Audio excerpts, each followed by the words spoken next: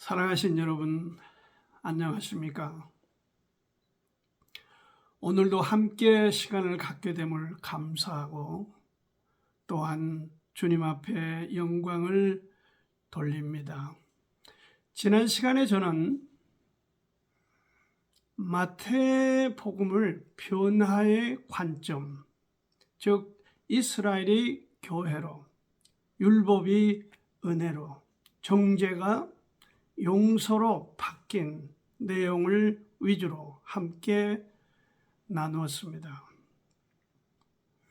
오늘은 이 마태복음을 다시 열면서 왕의 관점으로 함께 하고 싶습니다. 주님은 유대인의 왕으로 오셨습니다. 그 왕을 유대인들이 짐승처럼 벌레처럼 취급을 하고 끝내 십자가에 매달아 죽였습니다. 이는 그들의 무지의 결과다, 방자함의 결과다, 그렇게 설명할 수밖에 없습니다. 예수님은, 우리 주님은 왕이십니다. 오늘 그 왕의 관점에서 이 마태복음을 함께 나누고자 하는데, 특히 왕이 갖추어야 하는 조건, 어떤 것이 있는가 하는 것을 함께 나누어 보도록 하겠습니다. 로마서 1장 3절 말씀을 보면은 이 아들로 말하면 육신으로는 다윗의 혈통으로 나셨고, 이렇게 바울 서신에서 로마서에서 기록하고 있습니다. 여기 마태복음 1장 1절을 열어보면은 아브라함과 다윗의 자손 예수 그리스도의 세계라. 여기서 세계란 것은 패밀리 라인을 얘기하는 것이죠. 가족 족보를 얘기하는 것입니다. 자, 여기서 우리 성경에는 아브라함과 다윗의 자손 예수 그리스도 이렇게 했는데, 원어나 영문에서 보면은 이렇게 했습니다. The son of David, the son of Abraham. 그러니까 다윗의 아들 예수 그리스도, 이렇게 되어 있습니다. 자손 예수 그리스도. 이것은 이 마태복음을 쓰는 저자, 바로 이 마태가 이 책을 저술을 할 때에 그 의도가 어떤 생각으로 이 책을 썼는가 하는 것을 여기 첫 문장에서부터 우리에게 잘 보여주고 있습니다. 여기 우리 성경에는 아브라함을 먼저 등단시켰지만은 원어에서나 영어에서는 다윗을 먼저 제시했습니다. 기록했습니다. 그래서 유대인들이 생각하는, 이스라엘이 생각하는 그들의 왕 중에 최고의 왕 누굽니까? 다윗이죠. 바로 그 다윗 왕의 자손, 그 혈통으로 예수께서 오셨다. 그 얘기는 무엇입니까? 예수님을 짐승 취급을 하고 이단자 취급을 하는 그들을 향해서 포문을 연 것입니다. 너희들이 최고의 왕으로 취급하는 그 다윗의 바로 자손으로 예수께서 오셨다. 그것을 강조하여 마태복음을 시작하고 있습니다. 마태복음 여기 지금 빌라도가 또 27장 11절에서 네가 유대인의 왕이냐 이렇게 빌라도가 물었죠. 예수님이 뭐라고 대답하셨죠? 주님께서 네 말이 옳도다 이렇게 답변하셨습니다. 그러니까 이스라엘의 왕 다윗의 자손 곧 예수님은 유대인의 왕으로 오셨다. 이렇게 우리가 혈통적으로 또는 육신적으로는 받아들이면 틀림없는 사실이고, 또한 로마서 1장 4절 말씀을 보면 성결의 영으로는 죽은 가운데서 부활하여 능력으로 하나님의 아들로 인정되셨으니 이렇게 합니다. 그는 하나님 나라의 왕이셨다. 유대인의 왕뿐만 아니라 하나님 나라, 이 온 천지를, 하늘과 땅을, 우주를 지으신 그 전능자 하나님의 바로 아들로서 인정함을 받으셨다. 이렇게 기록되었습니다. 이 상황을 종합하면은 육체든 영적으로든 하나님의 나라든 인간의 사회에서는 예수님은 누구다? 왕이시다 하는 것을 우리에게 제시해 주고 있습니다. 그 주님, 왕이신 그 주님께서 여기 우리에게 가장 먼저 보여주는 왕으로서의 조건은, 왕은 혈통이 합당해야 된다 하는 것을 보여주고 있는 것입니다. 주님은 완벽하신 왕이셨습니다. 이스라엘의 왕이요 하나님 나라의 왕이셨습니다. 그 왕 되시는 주님께서 오늘 거듭난 그리스도인들을 왕족으로 인정한 것입니다. 그 왕족의 지위를 인정한 것입니다. 베드로전서 2장 9절에 보면 왕같은 제사장이다 이렇게 기록하여 말씀하시는데, 여기서 왕같은 제사장이라고 하는 그 용어가 번역상으로 정확한지 조금 매끄럽지 못한 부분이 있습니다. 사실은 로얄을 썼습니다. 로얄이란 단어는 왕이란 단어하고는 조금 다른 의미를 갖고 있습니다.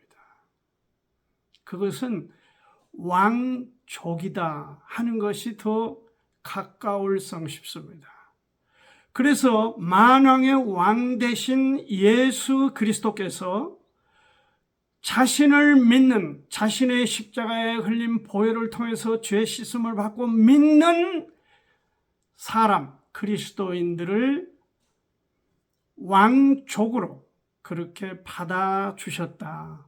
이렇게 해석을 한다면 조금 더 매끄럽지 않을까, 이렇게 저는 판단하고 있습니다. 어떻든 주님께서 우리를, 만왕의 왕 되신 주님께서 우리의 지위를 왕족으로 인정하셨다, 받아주셨다. 그러므로 믿음의 혈통, 이게 얼마나 중요한지를 우리 시청자 여러분도, 제 자신도, 우리 주변의 모든 사람들이 알았으면 좋겠습니다. 그래서 사람은 누구나 거듭난 것이 중요합니다. 예수 그리스도의 십자가의 보혈을 통해서 죄 씻음을 받고 그 하나님의 은혜로 하나님의 자녀로 받아들여지는 그 놀라운 특권, 그것이 얼마나 대단한 건지를 우리가 알아야 된다는 것입니다. 왜? 왕을 섬기고 왕을 보좌할 바로 왕족으로 우리를 부르셨기 때문에. 그래서 왕은 혈통이 합당해야 하므로 우리 주님이 거기에 합당하시며, 그 합당하신 주님께서 우리를 또한 보혈의 그 은혜를 입어 죄 씻음을 받고 하나님의 자녀된 사람들에게 왕족이라고 하는 이 독특하고 놀라운 지위를 허락하셨다. 그러므로 왕이 구비해야 될 조건 첫째는 혈통이 합당해야 한다 하는 것을 우리가 서로 이해했으면 합니다. 왕의 조건의 두 번째는 위엄을 갖추는 것이라고 이 성경 전반적으로 지금 마태복음을 통해서 우리가 알았으면 좋겠습니다. 사실 예수님은 육체적으로는 보잘것없는 사람이었습니다. 이사야서 우리가 53장 2절을 제가 찾아 읽겠습니다. 그는 주 앞에서 자라나기를 연한 순 같고 마른 땅에서 나온 줄기 같아서 고운 모양도 없고 풍채도 없은즉 우리의 보기에 흠모할 만한 아름다운 것이 없도다. 그렇게 선지자는 기록하고 있습니다. 만왕의 왕으로 오신 예수님이 육체적으로 겉모습은 별 볼 일이 없었다. 그런 얘기입니다. 고운 모양도 풍채도 없으셨다. 건전한 근육질도 아니고, 그리고 지금 소위 성화라고 나와 있는 그림처럼 그렇게 매끄럽고 최고의 미남형도 아니었다. 그리고 사람들에게 흠모할 만한 외적인 조건이 없었다. 그는 출생부터 별로 대단한 부모에게서 태어나지도 않았다. 정말 거의 공생의 시작 전까지는 목수의 일로 삶의 생애를 일을 하셨다. 우리가 이 사실을 알아야 됩니다. 목수가 여러분 그렇게 곱상하게 생겼습니까? 그러한 미화시키고 후광을 드리우는 행위는 역사적으로 캐토릭 쪽에서 발생한 겁니다. 수많은 사람들이 그럴듯한 거룩성을 부여하고 후광을 입혀서 마치 예수님이 이 지상 사람이 아닌 어마어마한 그런 조건을 갖춘, 외적 조건을 갖춘 인물로 묘사를 한 것입니다. 다 사기입니다. 영적인 사기예요. 예수님은 그렇게 고운 풍채나 대단한 육체적 조건을 갖고 계시지 않았습니다. 그리고 그는 그러한 조건에도 또한 도수장으로 끌려가서 십자가에서 찢겨 죽으셨습니다. 사람으로부터 멸시를 받고 사람으로부터 싫어함을 받았습니다. 여기 보건대 예수님의 33년 반, 약 33년의 생애는 외적으로는 보잘것이 없었습니다. 세상적으로는 어떻게 보면 불행한 생애입니다. 그러나 우리가 알아야 될 게 있습니다. 하나님은 외모로 사람을 보시고 판단하시지 않습니다. 하나님은 그 중심을 보신다고 이미 사무엘상에서도 말씀하고 있습니다. 사람들은 외모로 봅니다.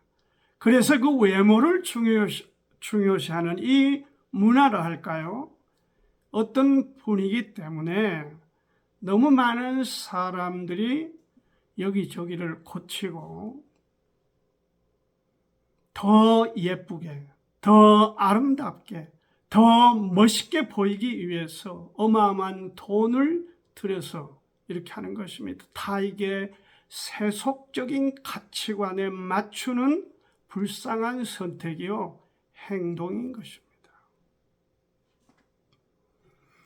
그러나 우리가 이와 같이 고운 풍채나 모양도 없으신 그 주님께서 왕으로서 주님은 언제 어디에서나 당당하셨습니다. 그리고 그는 어떤 사람도 만나면 불쌍히 여기셨습니다. 특히 의존할 데 없고 가난하고 병들고 어렵게 생애를 살아가는 사람을 보는 주님의 마음은 늘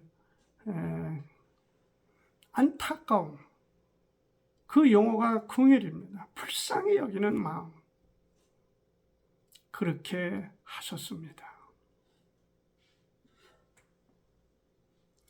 또한 주님께서 죄인들을 향하여 가르치시는, 그리고 제자들을 향하여 가르치시는 그 가르치심은 권세 있는 자들 같이 위험이 가득했다. 마태복음 7장 29절에 그는 서기관들과 같지 아니하고 그렇게 기록하고 있습니다.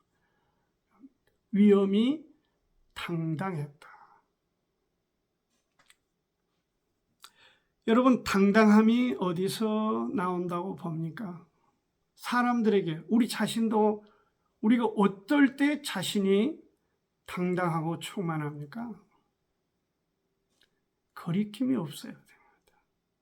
거리낌이 무엇입니까? 죄가 없어야 하는 것입니다. 죄가 없는 깨끗한 마음, 죄가 없는 깨끗한 양심, 거기에서 그것이 근원이 되어서 당당함이 나오고 당당하여 갖출 수 있는 것이 위엄함입니다. 히브리서 10장 19절 말씀을 보니까 우리가 예수의 피를 힘입어 성소에 들어갈 탐력을 얻었나니 그랬습니다. 여러분, 주님의 위엄, 그 당당함을 배워야 합니다. 우리가 배우려면 어떻게 해야 되는 것입니까? 우리도 양심에, 우리 마음에 거리낌이 없이 깨끗함을 갖추는 것이 중요한 요건인 것입니다. 우리가 우리의 더러워진 마음, 부패하고 수많은 죄로 얼룩져 있는 우리 마음을 어떻게 깨끗하게 할 수 있습니까? 그것은 십자가에 흘려진 예수 그리스도 우리 주님의 그 보혈, 피로 우리 죄를 씻어 하나님께서 동이 서에서 먼 것처럼 내가 너희들의 죄를 영원히 지워버리겠다. 인정받아 죄 없는 마음, 죄 씻겨진 양심, 그것을 우리가 갖출 때만이 당당하고 위엄이 있을 수 있다. 그러므로 우리가 이러한 주님의 가르치심을 조차 당당한 사람이 되는데 어떤 사람이 두렵고 어떤 환경이 두렵고 어떤 공격자나 방해자나 그런 상대가 두렵거나 무서울 필요가 있겠습니까? 그래서 주님이 좋습니다. 그래서 우리 주님을 믿는 믿음이 좋습니다. 그러므로 왕족으로서 갖추어야 할 조건, 첫째는 혈통이 합당해야 하며, 또한 여기 말씀하는 두 번째 조건은 위엄이 있어야 한다. 왕은 왕으로서의 위엄을 갖추어야 한다. 그러기 위해서는 우리 마음과 양심에 죄로부터 자유하여 주님이 우리에게 허락하시는 그 담대함으로 하나님과 사람 앞에 설 때에 그 위엄이 갖추어질 수 있다. 이렇게 말씀을 드릴 수가 있습니다. 마지막 한 가지 더, 이 마태복음에서 우리가 지금 왕의 조건, 왕의 관점에서 볼 때 왕의 조건은 이 세 번째는 다음 세대에 관한 준비입니다. 옛날에도 왕정에서 우리가 보면은 왕의 지위에 오르면은 먼저 결정했던 것이 세자 책봉입니다. 다음 세대를 준비한 것입니다. 왕이 유고시에 다음 그 지위를 계승할 왕자 책봉, 세자 책봉을 우선적으로 했던 역사들을 우리가 보고 알고 있습니다. 이 지금 책에서 보건대 계속해서 이 마태복음은 독자들에게 미래 비전을 제시해주고 있습니다. 그래서 이 책의 후반부는 천국, 곧 하나님 나라에 대한 그림을, 천국은 이런 거다, 천국은 이렇게 된 거다, 이렇게 계속해서 그림을 제시해주고 있습니다. 쉽게 말하자면 예수님께서 천국에 관한 그림을 스케치하여 제자들에게 또 주님을 추종하는 사람들에게 계속 제시하셨다 하는 것입니다. 그리고 그 주님 자신이 그 그림을 이루기 위하여, 완성하기 위하여 먼저 본을 보이시고 그 책임을 감당하신 것입니다. 그것이 바로 십자가의 죽으심인 것입니다. 본인이 책임질 구간을 정확하게 책임지시고, 그리고 다음 책임질 구간은 제자들에게 맡기셨습니다. 그래서 역사적으로 보건대 주님 다음이 사도 시대, 사도들 시대 다음이 사도적 교부 시대, 사도적 교부 다음이 교부 시대, 이렇게 역사가 계속해서 흘러가면서 주님 안에 주님의 영향을 받은 사람이 그 그림을 붙들고 이루어 가고 있고, 오늘 우리에게까지 이 그림이 지금 전달돼서 우리에게 맡겨진 한 부분들을 성취, 완성하도록 주님이 우리에게 촉구하고 계시는 것입니다. 그래야 복음이 세계화될 수 있습니다. 지난 시간에 말씀드린 대로 하나님의 관심이 구약에는 이스라엘 민족에게 있었습니다. 이스라엘 민족은 출생하면 바로 하나님의 선민이 되었습니다. 그러나 지금은 교회 시대는 이스라엘 사람이나 이방 사람이나 누구든지 예수 그리스도의 보혈을 받아들이고 믿음을 갖는 하나님의 자녀된 사람들, 그들이 모임이 교회라고 말씀을 드렸습니다. 그 교회,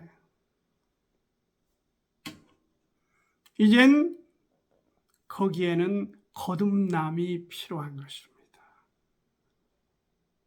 출생으로 선택되었던 시기가 아니라 출생 후에 어머니 뱃속에서, 아버지와 어머니 사이에서 우리가 태어나서 사는 날 가운데에 위로부터, from the above라고 그랬습니다. 위로부터 한 번 더 태어나야 된다.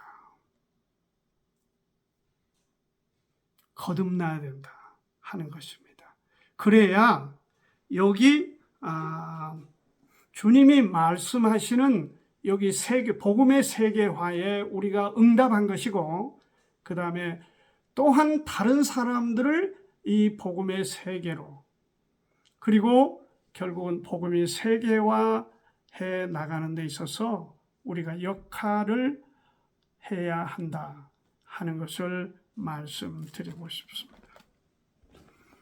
여러분, 영어로 이 success라고 하는 단어가 있습니다. 이 단어는 우리가 잘 아는 대로 성공입니다. 성공하다, 성공. 그런데 이게 다른 말 뜻도 있습니다. 승계하다, 계승하다, 이런 의미도 있습니다. 다음 세대가 잘 승계, 계승될 때에 진정한 성공이 될 수 있다. 그렇게 해석을 제가 해 보았습니다. 주님께서 제자들에게 위임하셨던 그 사역을 제자들은 받들어 다음 세대에, 또 다음 세대는 그 다음 세대, 이렇게 세계사가 오늘까지, 오늘 우리에게까지 왔습니다. 제가 마지막으로 마태복음 한 끝부분을 함께 읽어보고 정리하도록 하겠습니다. 너무 잘 아는 말씀이죠. 마태복음 28장 16절부터 보면은 11 제자가 갈릴리에 가서 예수의 명하시던 산에 이르러 예수를 배웠고 경배하나 오히려 의심하는 자도 있더라. 예수께서 나와 일러 가라사대 하늘과 땅의 모든 권세를 내게 주셨으니 그러므로 너희는 가서 모든 족속으로 제자를 삼아 아버지와 아들과 성령의 이름으로 침례를 주고 내가 너희에게 분부한 모든 것을 가르쳐 지키게 하라. 볼지어다 내가 세상 끝날까지 너희와 항상 함께 있으리라 하시니라. 11 사도입니다. 하나는 어디 갔습니까? 예수님을 팔아먹고 자살을 했습니다. 참 불쌍한 인생이죠. 여러 사람, 많은 사람을 가르치고 세운다고 다 세워지는 것은 아닙니다. 거기는 배반자도 있고 등 돌리고 돌아간 사람도 있고 있을 수 있습니다. 그리고 현장에서 예수님을 의심한 제자도 있었습니다. 우리는 이가 누군지 잘 압니다. 도마입니다. 설마 예수님이 부활하셔서 우리 가운데 나타나셨나? 자, 배반자도 있지만은 의심자도 있습니다. 그러나 그런 것이 중요한 것은 아닙니다. 흐름을 바꾸는 것도 아닙니다. 중요한 건 무엇입니까? 주님께서 제시하는 미래에 대한 설계도입니다. 그림입니다. 부정적인 것에 집착하면 절대 미래로 나아갈 수 없습니다. 부정적인 것에 집착하면은 퇴보할 수밖에 없습니다. 왜? 부정적은 주로 과거를 추구하는 사람들의 세계에서 일어나는 일입니다.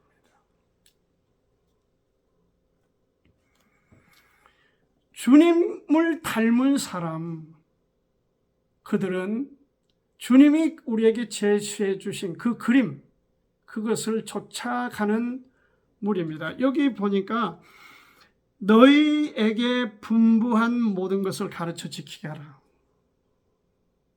주님께서 우리에게 분부한 것들이 있습니다. 나아가서 우리가 제자를 삼자는 것입니다. 이게 마태복음 기록한 마태의 생각 속의 마지막 부분입니다.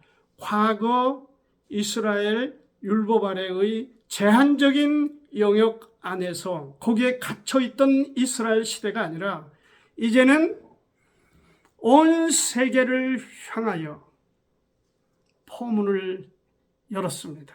그리고 우리가 다 하지 못한 것을 너희들이 다음 세대가 해달라. 또 그들은 그 다음 세대가 해달라. 그래서 복음이 세계화 된 것입니다. 참고로 아프리카 미개한 나라 아프리카를 관통해서 인류 역사를 바꾼 리빙스턴은 그가 정말 그 생애를 보건대 얼마만한 고난과 아픔을 겪고 그 일을 마쳤는가. 그의 생애를 보면은 눈물 나올 지경입니다. 그는 매일 일어나서 앞이 보이지 않는 그 일에 하나님을 의뢰하여 기도하면서 두 번째 손가락을 마태복음 28장 20절 위에 얹고 읽고 묵상했다고 합니다. 그래서 새 힘을 받아 앞으로